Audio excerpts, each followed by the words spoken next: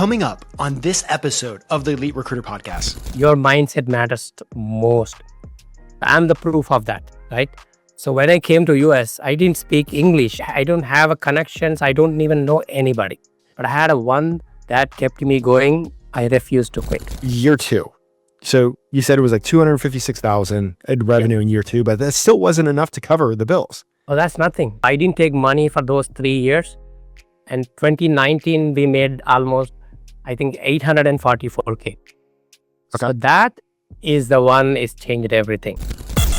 Welcome to the Elite Recruiter Podcast with your host, Benjamin Mena, where we focus on what it takes to win in the recruiting game. We cover it all from sales, marketing, mindset, money, leadership, and placements. This episode is sponsored by the Agency Blueprint, the go-to coaching program for recruiters who want to scale without the chaos. If you're making placements but your revenue is inconsistent, your client pipeline is unpredictable, or you're still in the delivery trenches every day, this is how you fix that. You'll get the exact blueprint used by top recruitment agencies to consistently land clients, improve delivery, and scale with automation, AI, and a remote team. James Blackwell, the founder of the Agency Blueprint, built a 7-figure recruitment agency in the UK and now mentors recruiters and agency owners around the world. His team works closely with a select group of driven individuals ready to scale. Head to www.theagencyblueprint.com to book your free recruiter strategy call and find out if it's the right fit for you. Again, that's theagencyblueprint.com.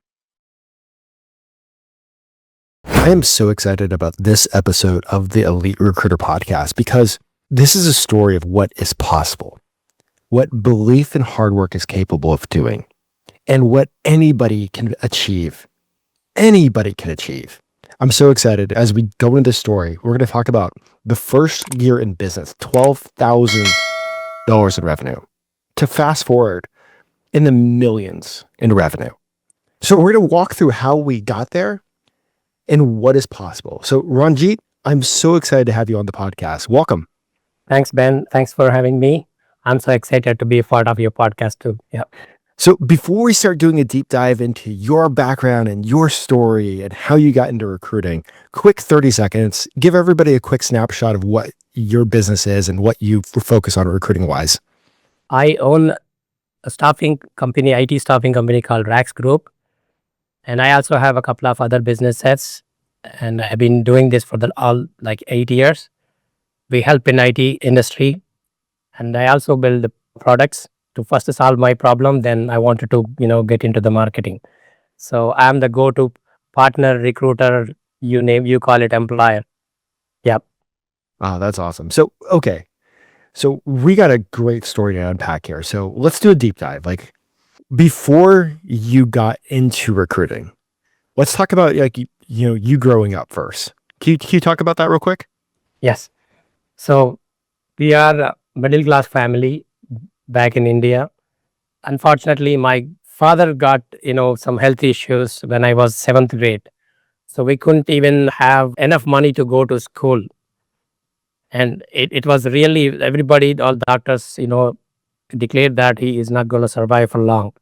So we didn't know what to do. I have an elder brother, but my uncle took me saying that I'm going to take care of him, like adopting 3 years. I went there for the 8th grade to 10th grade. In a village, I went to a government school. After that, thank God, my dad survived and we started some small dairy at home. Even from 10th grade, after 10th, I moved back to my home and I helped my dad to support him to increase the business. From 11th grade, I'm not good in education too. I was an average student, but I helped my dad. I used to wake up every morning 5 o'clock to drop milk. And wherever I go, even friends having parties, I used to come back by 6 o'clock because I have a job to do. So that way I started, and I didn't even have money to go to a good schools. I didn't learn English there. So, and even when I wanted to do masters in business administration, it was alone around 1 lakh to 2 lakh rupees, but we couldn't afford. Then I immediately started internship in accounting. I started doing with with this today's currency, it's $8 per month. That was my internship I started per month.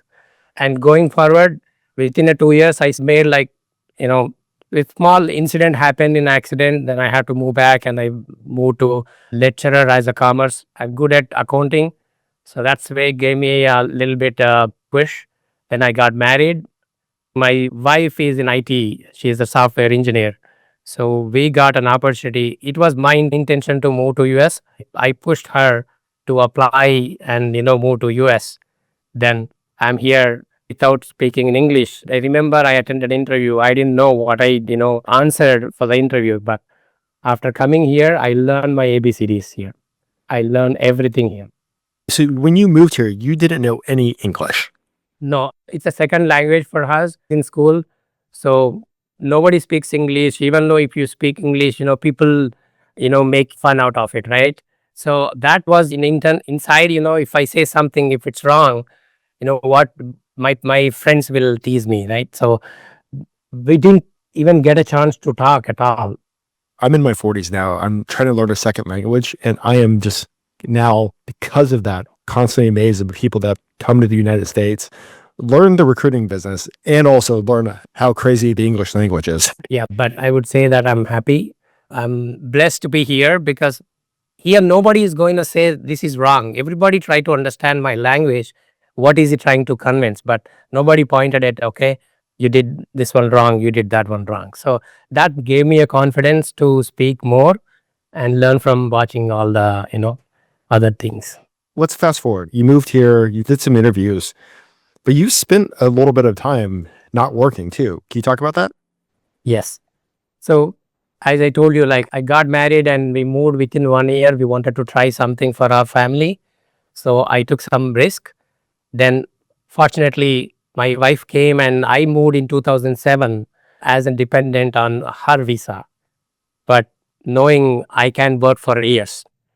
So I was in 8 years in limbo and I don't know what to do. I tried to stay busy, but I felt lost. So then after 8 years, I thought, okay, maybe I can start a business myself, something. Then I started Limo business. But by the time I started, the Uber was there already. And the timings I spend for customers, waiting and driving endlessly without a proper sleep. And I used to just leave my lunch or dinner sometimes in the middle of lunch. I used to run for a customer and barely making enough money to cover my cost. Then it wasn't sustainable. Then I decided I don't want this. Then I thought, okay, let's go back, where I came from. I'm an accountant, back in India. So let's try accounting, how it goes. I started a small company. It was not accountant, but my mindset was never money. I wanted to learn experience first. So hourly job that was like $12 per hour, they accepted it. But I wanted to getting into is my main goal. Okay, no problem, I can join. But I realized within 2 months is I don't see any growth. I was doing like regular routine tasks. I felt like no, I don't see any growth here. Then I found another job in IT staffing as an accountant. I didn't join as a recruiter there. I was an accountant. I was there for 1 year, but the company sold out and they laid me off. What I learned is staffing account. That is, I got, some knowledge there. Then again, I'm back to, same place. Were you working actually at a staffing firm as the accountant? Yes. So you started seeing the numbers behind the scenes. Everything I know, how much margin, payroll runs, how much everything, I got to know it. Yeah. And you're just like, okay, you're seeing like the profit margins, you're seeing the revenue, you're literally seeing everything. Yeah. Is that why you decided to start your own like IT staffing company? That's not the only reason. But, after that, I felt like, I'm completely failure. I had tried multiple paths. And after that, I still tried it. I even went for just like a 5-place company who just does the 5-place installation at homes. And I wanted to go work their accountant. But I didn't know what I was, missing it. I was able to talk and I'm not maybe a culture fit for them. But after that, then one day, all of my friends and, everybody saying that, hey, learn some testing tool or something, just find a job. But I was not convinced. I don't want to do that like everybody is doing it. I want to do something different. Then one Sunday, I sat down and asked myself, what I do actually want. right? And it hit me because I've seen many people struggling to find a jobs, and there was no system, built to help them, right? I thought, why not I start IT staffing? Because I mean, it was there behind something I learned there, but the main reason was to just help somebody like me who lost, right? And they cannot just, there is no guidance for them to give. So then, but I had no clients, no funding, I had no idea what, and not even, this, I just only have a mission of helping the people. Then following week on December 20th, 2016, I registered Raks group. Okay. And you started that with a friend too, right? I didn't tell them. I just registered it. And I told them after a week or something. I didn't remember exact date, but yeah, I told them I did it. And I did it with all my friends' initials first name. RAKS. R is me, and the remaining all three my friends. Oh, that's kind of awesome. Let's talk about that start. So you started a staffing company. You see all the back end of what happened behind the scenes, but now you're in charge of all the back end, but also all the front end too. Yeah. Yeah. That's a challenge, right? Even in my whole life, I was just doing myself and I never went outside. You won't believe me if I tell you, I don't have a friends from my high school. I don't have friends by my bachelor's degree. Only I used to connect people who I used to meet frequently, like my neighbors. All my friends are not my age. They are younger than me, but they are my close friends because the mindset, I never went outside and socialized and made friends, more friends. So that kind of mindset, and it totally, shifted. I need to do something. So that's how I learned everything recruiting. Of course, it's not easy. I failed it. I lost a lot of money and people. I paid salaries and they didn't do well. I believed in people and spent money, but nothing happened. But I learned one by one. All right. So let's talk about that first year. Like, what were some of the lessons that you learned that first year of you starting your business without actually a background in recruiting or sales? Yeah. So I was hoping, okay, my friends will be there to refer me something. I can build a business. So first year until 2017 April, they were with me, and we had almost 80K minus, which I invested already. But we only had 12,950 revenue in 2017. So I don't know if we can make it this happen. Can we really go to next level? Can we cover the expenses and make something out of me for living, right? So my friends, they have their own commitments, but even they wants me to, stop it and let's move on and find something else. But I was not ready for that. I don't want to let them, you know, somebody think like it's going to be my lifelong regret. I failed this and I don't want it to happen this to my friends also. Then I took from April 27th on, on everything on my shoulder. I still spend money. It took in 2018 we made 256K. Let's pause right there. Okay. So like the first year in business, you only had 12K in revenue, right? Yes. But you went in the whole $80,000. Yes. And you remember, we are in staffing, we are not in recruiting. All those 20,000 is not mine. 80% of it is employee salary. So you can imagine how much I have in that. And believe me, in staffing, you need a lot of investment in tools and other things. So I was not making it. It's a minus still, even though it's 12,000. And for those that are listening, like I have some friends that have been on that are EORs. You were the EOR. Like they were actually on your books, right? Yes, they are on my books. That's where I make money, because if I give to somebody else, I lose that $1, $2 I'm going to make out of it. As the accountant, I don't need to go and, have somebody do. I know how to open the state accounts. I have 20 plus states, all employees. Everything I manage it. I don't get any single notices to my home owing state. So I take care of that well, all back and work. Okay, so let's jump back over to year two. So you said it was like 256,000 in revenue in year two, but that still wasn't enough to cover the bills. Oh, that's nothing. I still have a debt there. Can't pay that off. So I didn't take money for those 3 years. And 2019, we made almost, I think, 844K. So Okay. that is the one is changed everything. So I was able to clear some debts and I started making money. I withdraw every month 3,000 as my salary. That's where I started. Then eventually in 2019, after 2019, 2020 is COVID time. We went a little bit down, but the time I spent at home, my family were tired of talking, listening to my script every day. I was making like 20 calls and talking the same thing, repeating the same thing. If I'm talking, my wife, oh, again, this guy is talking, everything is the same thing on the call, right? Okay. So like you are practicing your scripts in your off hours. No, it's not half hours. I was connecting every day LinkedIn and with the one message and putting in my calendar link to schedule a call, right? Okay. People accepted it. People did not accept it.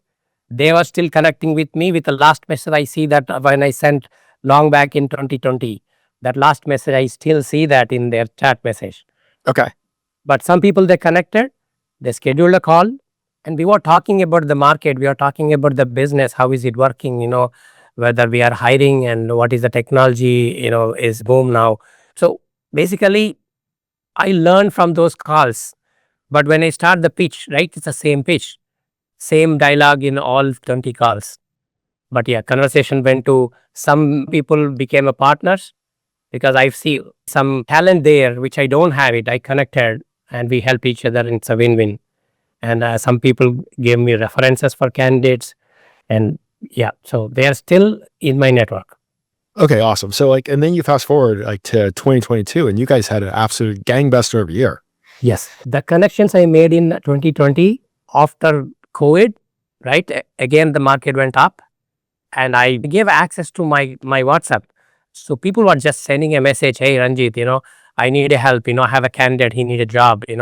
I have this position." And believe me, there are pass throughs. Pass through means, right? Mhm. So the placement is ready, but they need onboard, maybe paying a payroll or maybe directly pass through me to another company. I was making like $5-10 without even doing anything.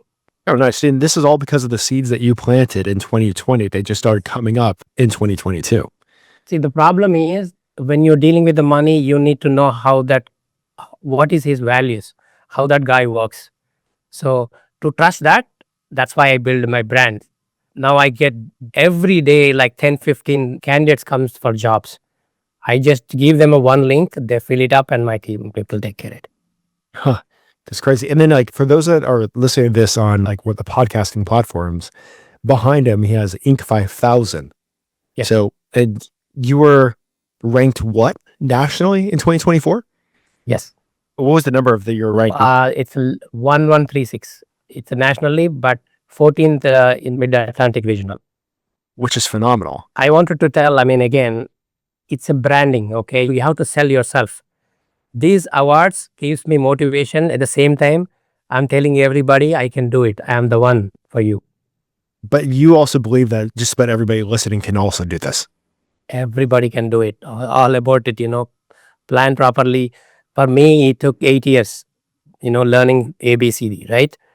For somebody who can, constantly work and never give up, then they can do it.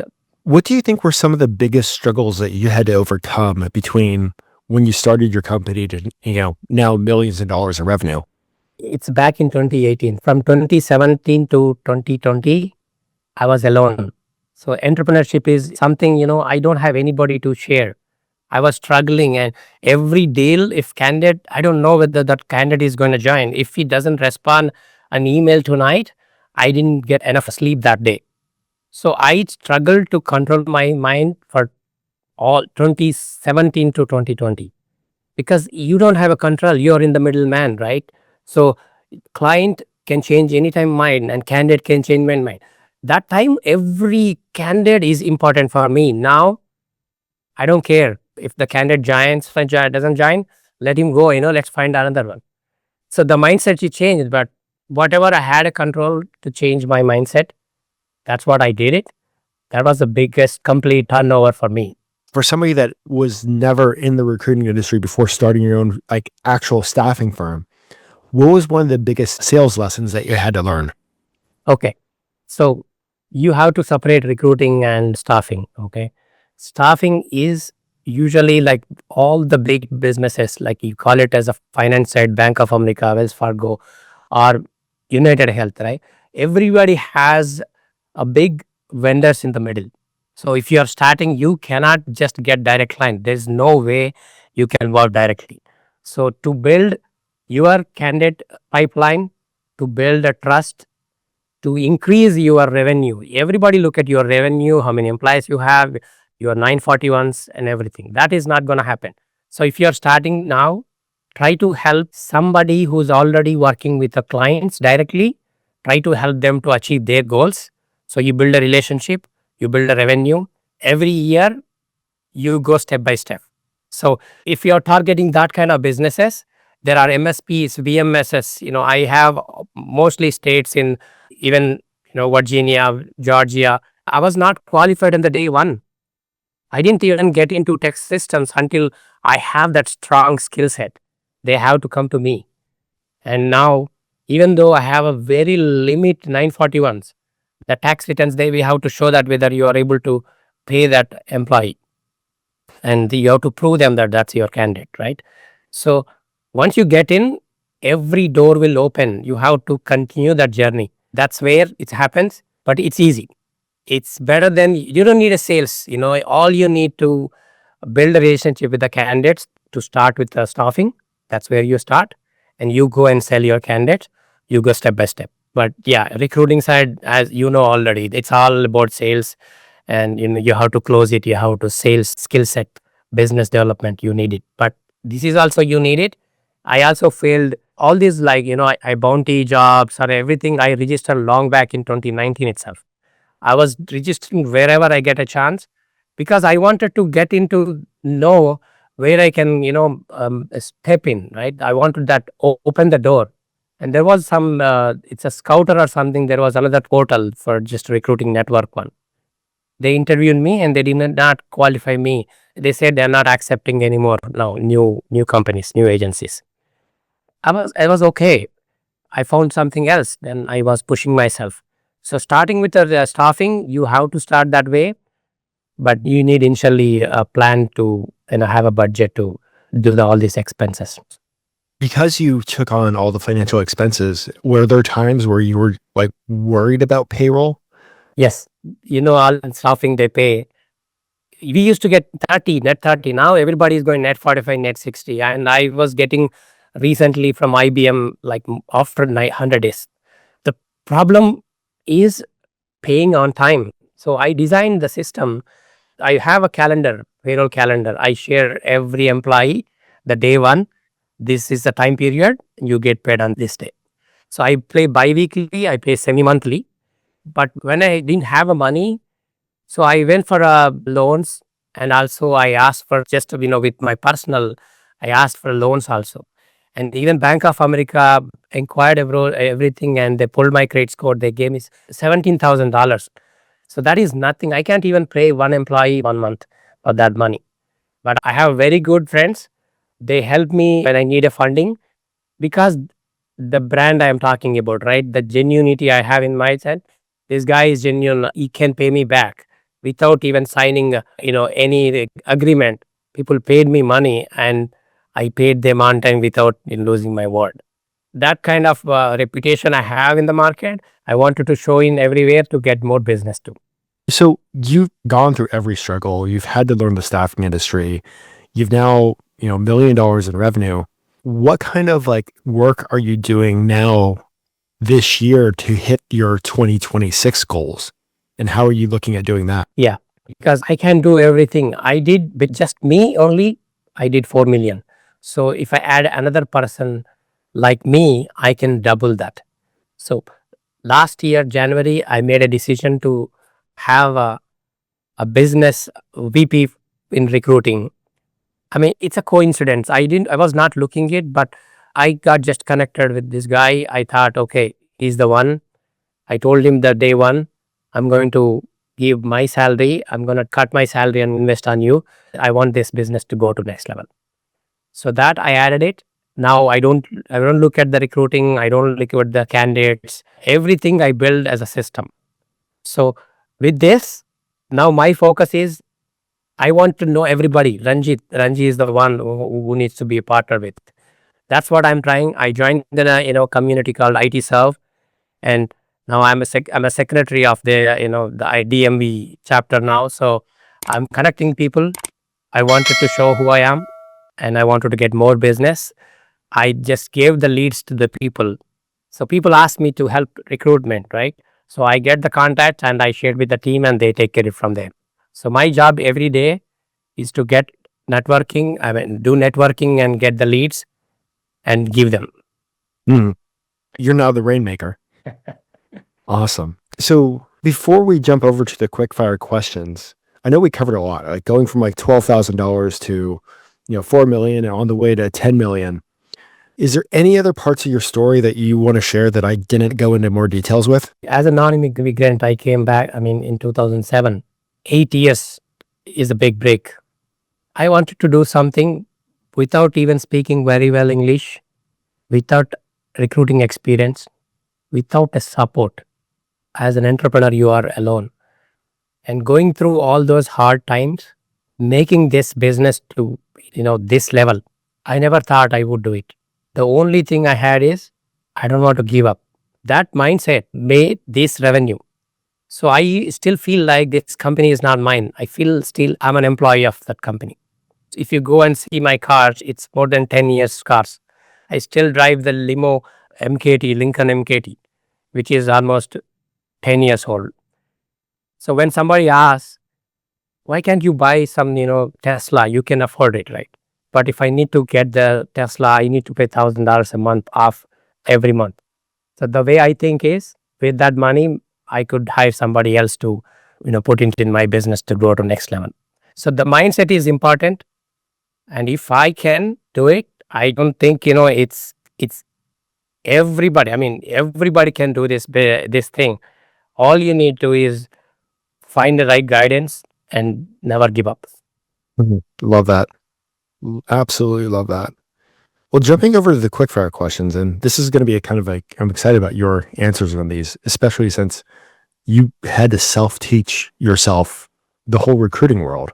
But if there was somebody, it's 2025, somebody hit you up on LinkedIn and wanted a cup of virtual coffee, they're like, I have XYZ background, but not a background in recruiting. I'm actually looking at becoming a recruiter and joining this industry. What advice would you give to them to have a successful career in this space? If they are completely new, I would say you just need to have a proper financial plan. You have to think like how you're going to survive when, until you make some money. So you have to know first thing before you start, it will take time and you have to struggle. So have a financial backup plan. Can I survive 6 months to 1 year without a steady paycheck? Do I have a savings to cover all my expenses? Am I ready to invest on tools or learnings or maybe a coaching, networking? That's where you have to start it. If you have already, then you're ready to jump in. And never complain yourself to others, because you can see me, right? When I started, I saw people making huge commissions and nice cars and everything. I thought, why is it taking me so long? But here is the truth, right? Some recruiters win fast because they have a past experience or they have already a connections. But others like me, it took years to build a sustainable business. One thing I want everybody to do it for learn sales and negotiations. This is where you will be very quickly going to make money. You don't need to wait like me, like 4 or 5 years to get that kind of revenue. If you are good at sales, then you can do very quickly, close the deals and do it. And learning a sales and, ASAP, that's important. You need to know how to convince the clients to trust you, and selling candidates to open opportunities, negotiating offers and contracts. And the other one, the last one is the mindset. Your mindset matters most. I'm the proof of that, right? So when I came to US, I didn't speak English. I don't have a connections. I don't even know anybody.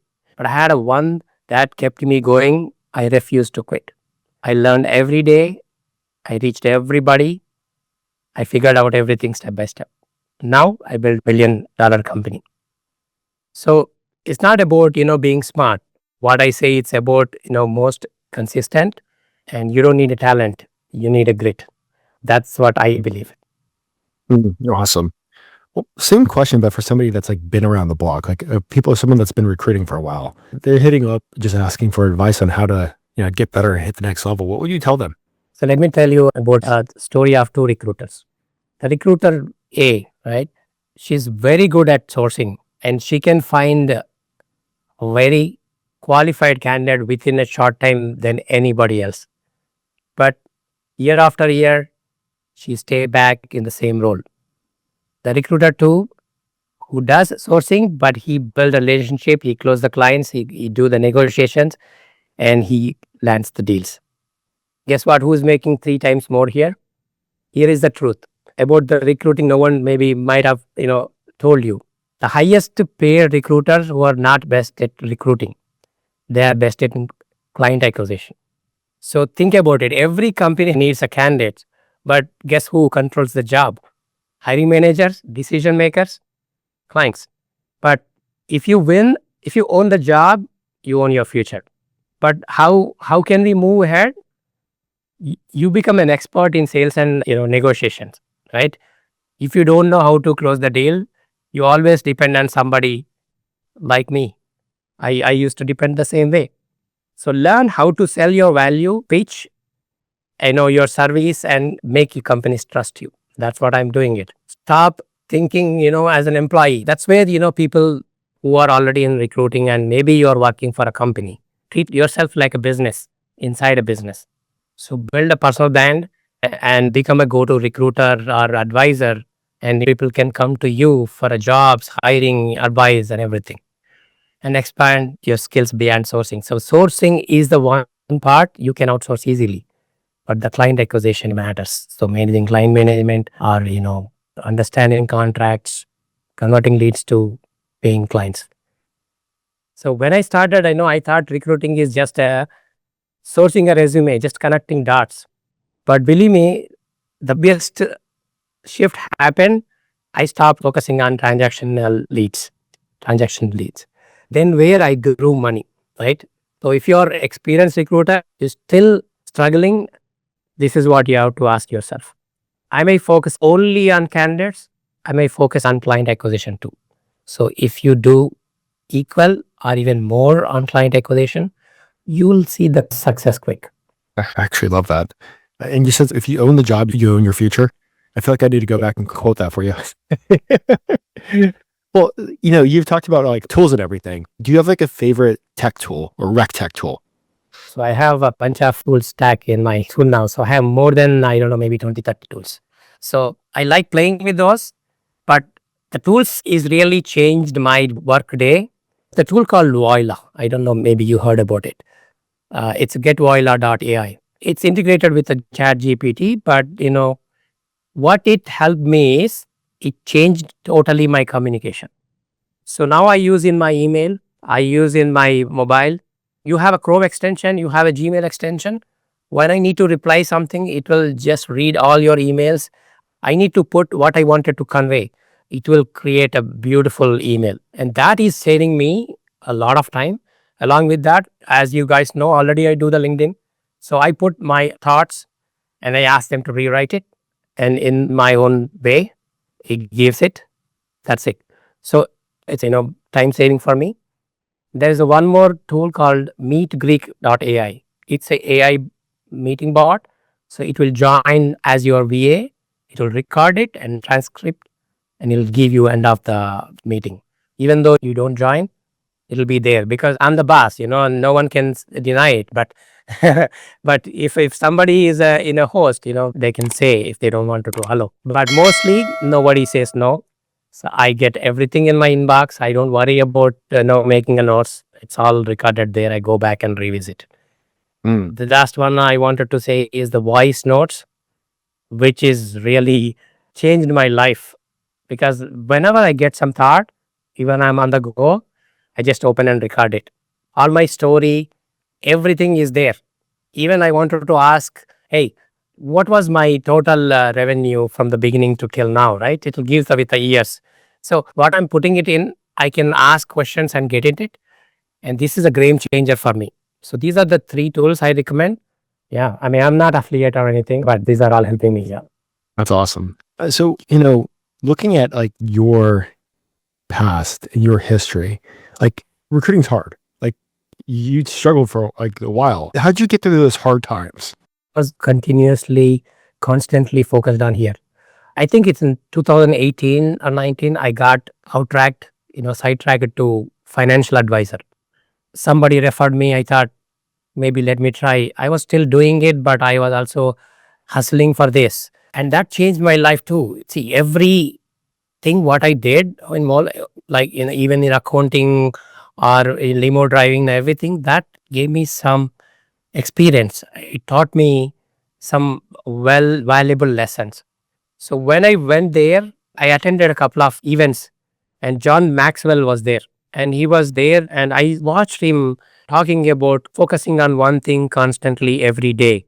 So there was a story also. So you are going every day out and with the axe, and you wanted to cut the tree. And by end of the day, it not happened. But again, you went back and tried another one, another one, another one. So it never happens. The real goal will not happen. So if you go and try the same tree next day and next day, then that's it. You're gonna see the result. That one thing changed my life. Then immediately I came back to again recruiting and I focused on staffing again. So that mindset and listening to the podcast is life changing for me. I used to only listen startup entrepreneurship related stories. So where they talk about their struggle and they'll tell how did they overcome those challenges and how they are doing. So the success they have it. So that used to motivate me. That's what I was doing all time when I feel like, okay, but should I give it up? Can I really still make it happen? Do I have that kind of talent? So those made me to push myself. Gotcha. Awesome. Well, and looking back in time, if you can like have a conversation with yourself when you were first starting out your company, or maybe even like after the first year, with everything that you know now, what would you go back and tell yourself? Wow. If I could sit down and with my younger self, okay. So what I would do is you don't need a perfect plan. All you need to just start. But then, I thought success comes from degrees and connections and, roadmaps. But looking back, I realized most successful people figure things out as they go. So what would I change, or what I do is honestly, every mistake, every wrong turn, it led me here, right? So if I need to do it, I can do it, only I can make the process fast. If I go back and redo it, I do invest on sales and communication. That's the first thing I would invest it. I spent too much time avoiding sales because I thought I'm not a salesperson. But the truth is, if you're in the business, you are in sales. You can't ignore that. So I started and building in my personal branding. I even started 3 years back. If I would have started a little earlier, maybe I would have seen more success and stop overthinking, because I never did a business. Every incident is overthinking in my mind. I didn't have enough sleep thinking over and over. And so I would stop that, working on it. So the biggest lesson, success doesn't come waiting for perfect, opportunity. So it comes from making most of right in front of you. Yeah. Awesome. I've been watching you build your brand on LinkedIn for a bit now. And like you have conversations with recruiters that like, asking for help because, they see the success that you've had. Many times, like, I'm sure they're asking like, what's the best pitch? How do you do this? How do you do that? What do you actually wish those recruiters would actually ask you? And what would be that answer? Yeah. As you said, people ask how to find a candidates, how to get a clients, all these tactical questions. But the question I wish the recruiter asked me is how I build a system that generates clients and revenue consistently. What I can answer is stop chasing, only one thing, right? You only go with a candidate, then you lose the client side. You go client side, still that's a better one. But stop chasing only on sourcing and only on candidates. So you have to start chasing clients too. If you control the jobs, you control the business. Too many recruiters are, sourcing, but without a client, sourcing is useless. Build a reputation before you need it, right? When I started, I thought posting LinkedIn is a waste of time. But now most of my clients, candidates, they go and check my content I shared like 2 months back and they reach me, right? And the focusing on the relationships, not a transaction type. Sometimes it works in the beginning, but that's not a long go. You need to build the relationships. I have a candidate, they come, not right now, I'm not open like before, every can reach me. But initial stages, I was always on the call, listening to their problems, personal stories and everything. That became, people gave me references. They came, a lot of business. So most recruiters spends years with the wrong thing, right? So if you start asking the right question, you will get ahead 10 times faster. With everything that you're doing, what is your end goal? I'm happy, I'm blessed, I'm so excited, if I compared my last year, but I want to grow year by year and make this company for everybody. When somebody needs a candidate, Ranjit is the one. And when somebody need a client, the candidates, Ranjit is the one. And somebody needs a partner who wants to be partner, genuine partner. I wanted to be the go-to person. So I want everybody know in the industry, and I want to help and partner with everybody to take the company to the next level. Phenomenal. So before I let you go, two things. First of all, if somebody wants to follow you, how do they go about doing that?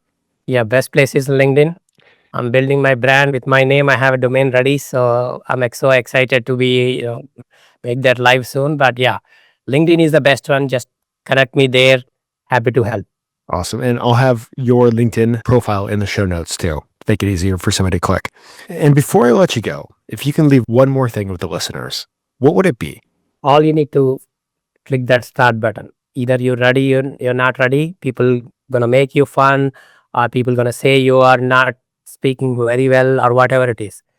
The start is important. Is it a business or is it a YouTube? Whatever you want to do it, you just need to start. Never look at how well it is. Has it 100% done, half done, or something? Just go out and start. Absolutely love that. And I'm so glad that we started chatting online or on LinkedIn, because this is an incredible story of just the perseverance and following and chasing a dream. How many people would at 80K in debt and only 12K in revenue would just be like, you know what? It's time to give up. It's time to quit. Maybe I need to go look for something else and find a way to back out of that debt. But fast forward, Inc. 5000, Inc. Regionals Mid-Atlantic, award after award. And you know Brent Orsuga, right? Uh-huh. So Brent Orsuga constantly talks about the awards and the plaques on the wall is the scoreboard of your business. And it's just kind of incredible that going from 12K in revenue to the millions of dollars in revenue, it's just what's absolutely possible for anybody that's willing to learn, put in the time and work. And I think you gave some key notes on focusing and learning on the sales and the negotiation of the recruiting business. So thank you so much for coming on. And for the listeners, I believe in you. He believes in you. Go crush 2025. I want to add one more thing. By the time it goes live, you'll see one more behind it. There's one more award is coming. Yeah. Awesome. Phenomenal. All right. Go crush it, guys.